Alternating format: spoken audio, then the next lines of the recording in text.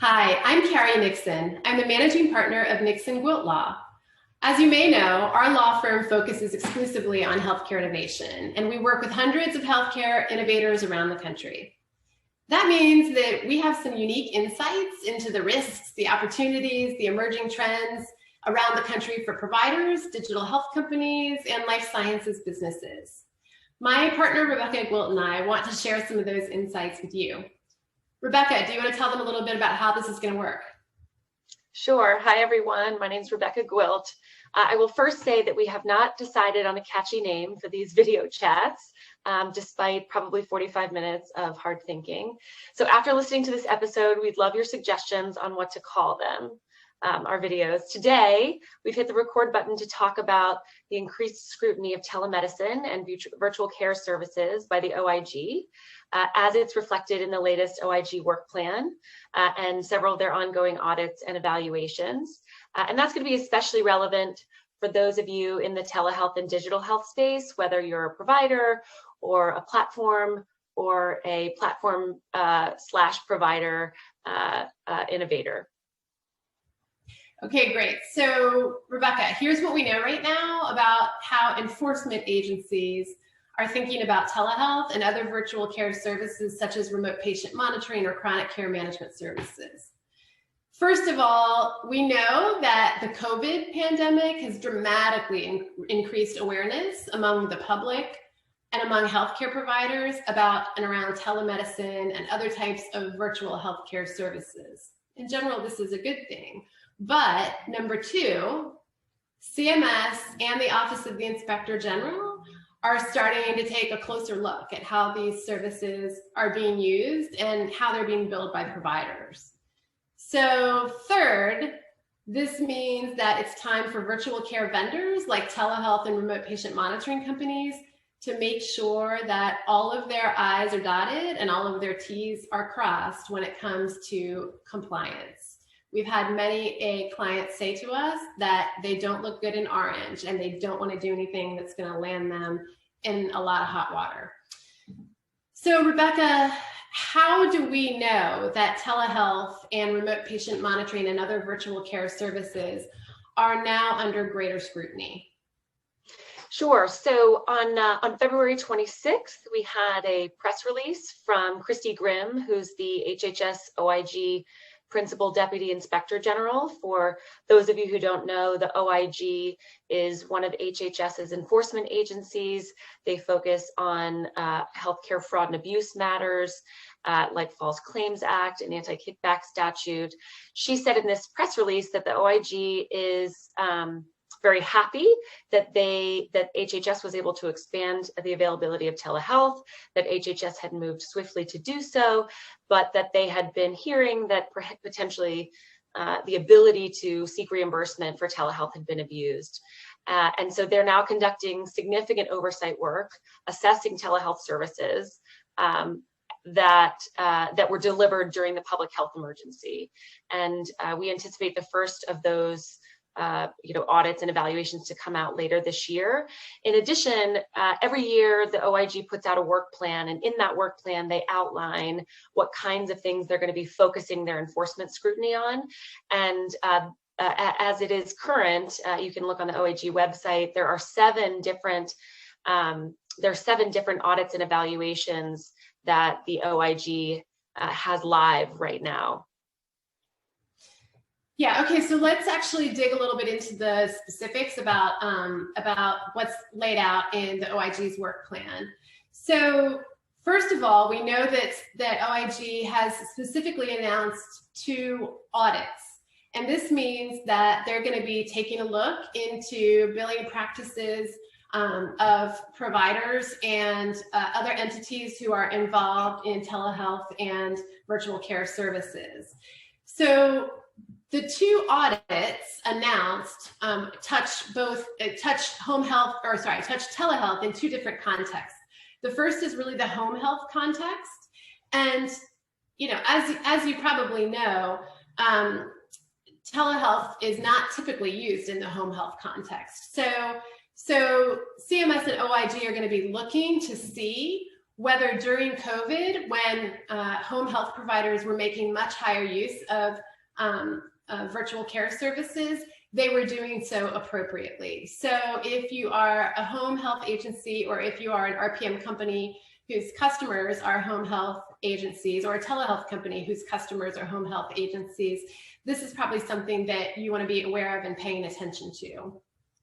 The second context for the audits are in Medicare Part B services. So those are the CPT codes that are billed by physician providers for providing different types of services.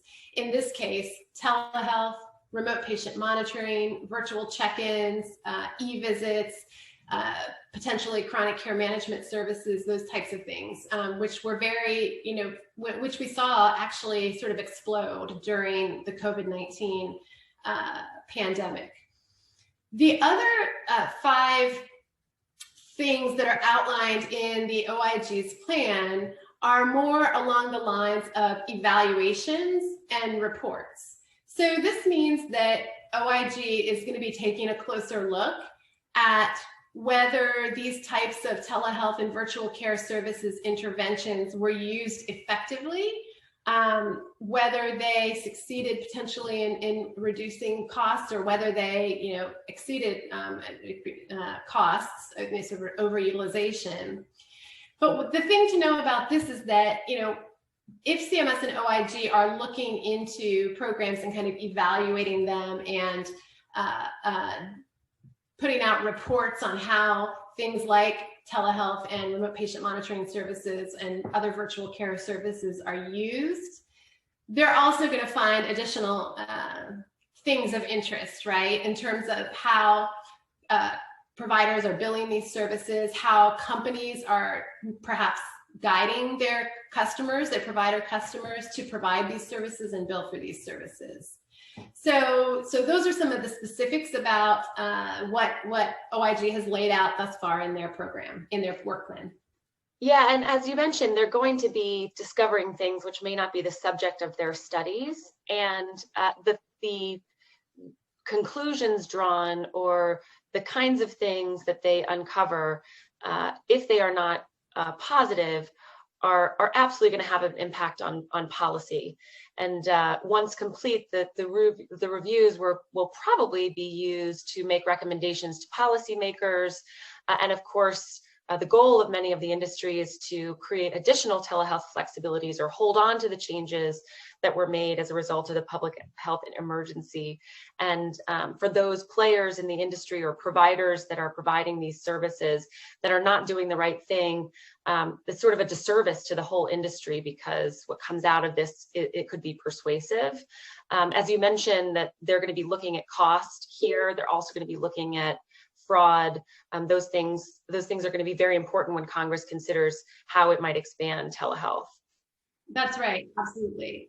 So then what do digital health companies and healthcare providers need to be paying attention to right now? Well, it's things like reimbursement and coding, frankly. Are telehealth and virtual care codes being submitted properly as claims to Medicare or to another federal healthcare program payer? Are the requirements around particular types of codes, telehealth codes, remote patient monitoring codes, virtual check-ins codes, are they being abided by? Are they being implemented by healthcare providers who are using those codes? Contracts between vendors of digital health services, remote patient monitoring, telehealth companies, and healthcare providers are also going to be under scrutiny. OIG in particular wants to make sure that there are no kickback implications in business model arrangements between healthcare providers and the vendor companies that are serving them. They want to make sure that there are no fee splitting types of issues, and they want to be sure that the representations that are made in the contracts are appropriate for the parties. They're also looking at fraud and abuse perspectives. That follows very closely along with contracting. But there are business model arrangements that are sort of new and unique out there. And it is important to be sure that those business model those business models are not running afoul of the fraud and abuse law. These are the types of things that we tend to walk our clients through in what we call a virtual care compliance assessment. It is a helpful way, I think, to sort of get in the weeds and make sure that everything around their business is compliant, right? Is rooted in a firm foundation of compliance. Yeah, and you know, certainly we spend a lot of our time on the legal aspects of making sure the customer's business model makes sense. But we are also very involved in working with stakeholders to make the case for really smart policy, regulations, and law around telemedicine. And one of the ways, in addition, that we talk to our clients about helping that along is, you know, data gathering, make sure that you're proving out the hypothesis of your organization, whether it's a telemedicine company, a remote patient monitoring company, a hospital or a health system, that use of this technology and use of services delivered via this technology is going to improve care and reduce costs. We are hearing in the news again today that CTeL has been pushing to have a sort of an independent cost study done to refute the study that was done by CBO in the early 2000s, which showed that implementation of these technologies would cause an 83% cost increase. And that's really where we find the basis for a lot of the congressional restrictions and agency restrictions on telemedicine. So, you know, our clients can absolutely participate in this kind of research, get it in the hands of stakeholders. You can even get into the hands of the CBO. It's not that hard.